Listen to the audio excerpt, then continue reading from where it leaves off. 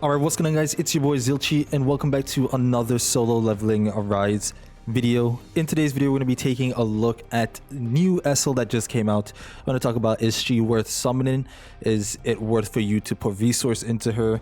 If you guys don't have that much, should you still build up a fire team around her? I'm going to tell you guys right now, the answer for this is it depends on what you guys need on your account, right?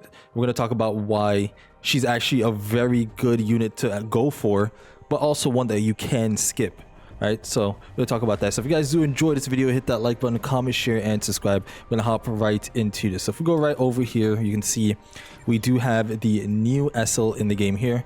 Here she is.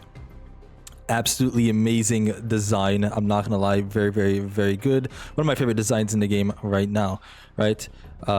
She came out this morning. We did release a video on her. We talked about her kit and all that stuff, talked about her best build, which before we actually do get started, I'm gonna talk to you guys about that real quick. I think what I'm gonna end up doing is I'm either gonna use a 4-piece greed with a 4-piece expert or just a full greed set. I think that's what's gonna happen here, because when I did the video and I looked back and I noticed, I realized that one, her attack really isn't as good as I thought it was going to be, right? She's an attack based unit, so 30,000 attack for her is actually really good, right? Very good. However, her just damage just isn't there from what I've seen personally, from what I've used, right? So I think I'm gonna either use a full 8-piece greed set, or we're gonna go 4 and 4, right? So if you guys want to build her that way, you definitely can. You can still use this build right here, build her offensively with her break abilities, right? So she's dealing a little bit more damage, right? But again, she's not there for the damage overall, right? So to answer you guys' question, should you summon for her? As I said earlier, it does depend on what your account needs. If you have a very good light team, I don't think you need her right now. However, as hard mode comes out for the new Workshop of Brilliant Light, I think you guys definitely will need to summon for her 100%, because it looks like they're moving in a direction where defense penetration is going to become meta, right? Because if you look at the new Workshop of Brilliant Light, normal mode was pretty tough, right? It was actually pretty tough because of the defense up that this boss does have, right? He's a higher level than us, so we get to see increases in the things that he does have. And I was using the light team and I realized that we're not doing as much damage. We were doing very good damage, don't get me wrong, it was really not hard at all, but when you pay attention to what we can do with the light team versus the fire team, the fire team actually was doing really good. I'm not gonna lie to you, and that's simply because of Esil buffing this unit right here and Gina giving a buff as well. I think the fire team is going to be very important. I think it's gonna become meta. I'm gonna be honest with you, simply because of Workshop for Brilliant Light. Esil being a buff for the fire team is pretty good as well, right? Like if we take a look at her skills, she gives something on defense penetration somewhere. I can't remember. Anyway, right here, team members defense penetration increases by 4% for every fire team members. So we know that the next fire unit that is coming out is Kanai, and when she comes out, this fire team is going to be the best in the game for Workshop of Brilliant Light. I'm going to tell you guys that right now, simply because of the defense penetration increase that Esil is giving here and the buffs that Gina is giving to the entire fire team as a whole, right? Because you're not getting defense pen buffs for the light team, okay? So I think what they're trying to get you to do is notice that, yes, she might not be the best unit in the game, right? She's not the best breaker in the game. She's a very good breaker, but you're going to need her for the hard mode Workshop of Brilliant Light. I don't think you need her for normal right now, but hard mode definitely is going to be a different thing. It's going to be its own story. So what I'm going to do is I'm going to get her A10, right, so that we can maintain our TP above the threshold. I'm gonna make a bunch of videos on hard mode, and I'm gonna show you guys why she's definitely necessary, right? And she's gonna be necessary because Kanai is coming out as well. She's built for Kanai. I'm pretty sure that's what she's built for. But she does make Yusu Hyun very good, very viable as well. Actually, she does push her damage up by a lot, simply because of the buffs that she does get. So the fire team is very good. All right, but again, do you guys need to summon for her right now? I don't think so. Right, not at least not until hard mode comes out, right? If you guys can't clear hard mode with your light team, your fire team is probably going to be the best bet, and you should summon for her then.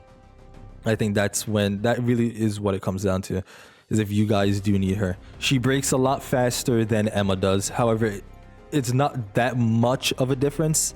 I think it's around a few seconds different that she's breaking more, and simply because she does weak break on everything that she does, right? Everything that she does is weak break, but it's still very good. She still does good break. She breaks pretty fast, right? Emma breaks at a decent pace as well. So if you have Emma right now, you definitely don't need her 100%. But if you do want to get her to at least A3, I think you should. I think you should definitely do that, because she's a unit.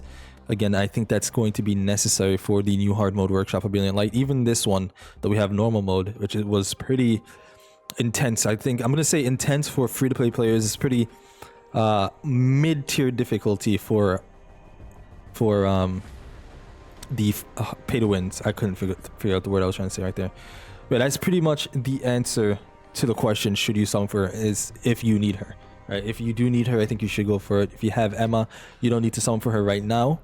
But she's not given as many... Emma is not given as many buffs as Esil is given to the fire team.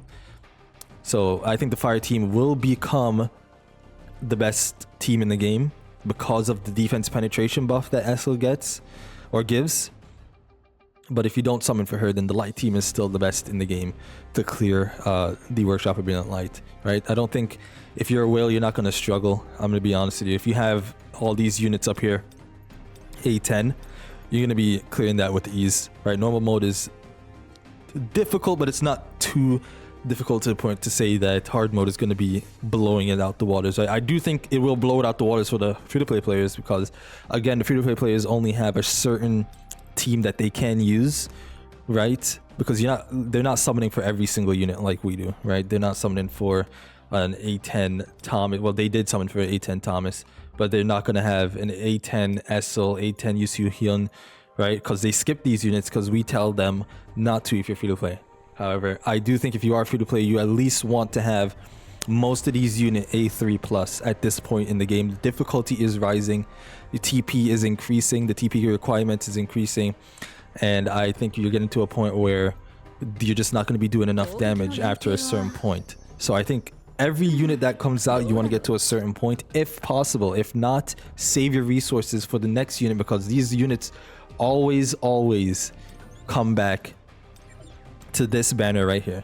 They always come back to this banner, right? We have Thomas Andre right here, just absolutely chilling in the middle, just vibing, right? He came after his extension on his own banner, right? So I think if you guys do it that way, you'll be able to secure yourself very good units at a decent amount of stars, because they do give out a lot of gems, and they give out a lot of tickets as well. So you can use that to build your account up to the strongest point that you possibly can, right? So yeah, I think you guys should definitely summon for her. However, if you don't need her, don't do it. If you're free to play, if you have a good, very good light team, I think go ahead, keep that, save up for Kanai, and then when Kanai comes out, we see the testings, we do all that stuff.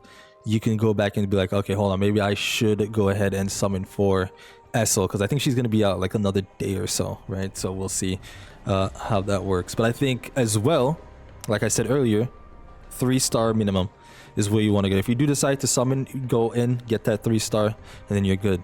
But if you want to get your TP, then you're going to need to go to 5-star plus 100%, because you're not going to be able to get that, right? Like if we go to Workshop of Brilliant Light, I have a bunch more. I bought a bunch more there. You see it's 650,000 for this right here. Let's go click it real quick, which is easy, to 700,000. Normal is 1 million to 1,050,000.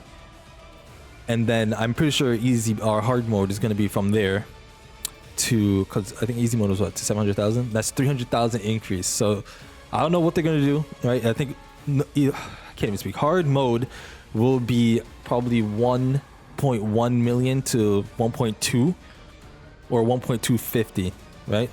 So I think it's going to be tough, guys, for free to play. I'm going to be honest. It's going to be tough. If you're a whale, you're chilling. You're absolutely chilling, like myself. Like I'm 100% going to be able to clear hard mode fairly easily. I will make a video on it. I'll come out with tips for you guys if you are struggling. I'll help as much as I can, but I'm not promising that you'll be able to clear it 100% with the tips that I do give, right? But yeah, if you guys should summon for her, again, it just depends on what you need on your account. If you have a decent fire team, you should summon for her, because that means you just buff your fire team even more. If you don't even have any fire units whatsoever, I think you should wait for Kanai to come out and then see how that goes, see if it's necessary, if it's worth it to summon for Kanai, and if it is, then you summon for Esil and Kanai, and then you'll have a decent fire team right there, right? But yeah, if you guys do enjoy this video, hit that like button, comment, share, and subscribe. I'll see you guys in the next one. Peace.